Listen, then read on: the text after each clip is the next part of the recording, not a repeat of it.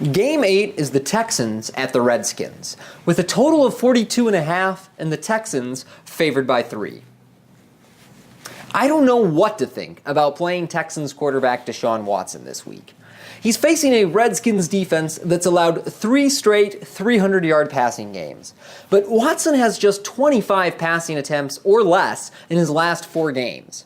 I like that Watson is rushing for nearly 30 yards a game and has some huge box scores in close contests, but I doubt he'll reach his ceiling in what's expected to be a slow-paced and low-scoring game. Leading receiver DeAndre Hopkins is one of the most reliable plays in all of fantasy, and a matchup with Josh Norman is unlikely to slow him down.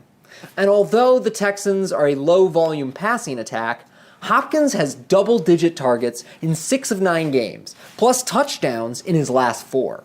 Now that Demaryius Thomas is stealing short looks from Kiki Kuti, neither receiver is getting enough volume to be playable, so you can just skip those guys. Don't be fooled by Lamar Miller's lack of touches in the Texans' last game. Coaches clarified that they're trying to keep Miller fresh, and coming off a bye, we can expect him to approach 20 touches. The Redskins' run defense has been weak lately, allowing 5.5 yards per carry and huge receiving lines to opposing backs. Miller is overpriced on FanDuel, but he's among the cheapest starting running backs on DraftKings, where I plan to get my exposure. At this point, I'm not going to bother offering any analysis of Alex Smith's abilities or matchup. He couldn't even crack 200 yards against the Buccaneers, so I definitely don't think he'll put up big numbers against the Texans. For the purposes of fantasy, you can just forget that Alex Smith even exists. After that rant about Alex Smith, I'm sure you can figure out what I think about his pass catchers. Receivers Josh Doctson and Maurice Smith are total dart throws, but tight end Jordan Reed is worth considering.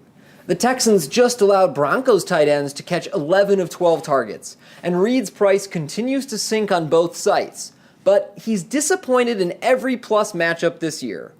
Remember when Jordan Reed was good? Like, actually good? Feels forever ago. Running back Adrian Peterson has been highly game script dependent this season, with total dud box scores in all 3 Redskins losses.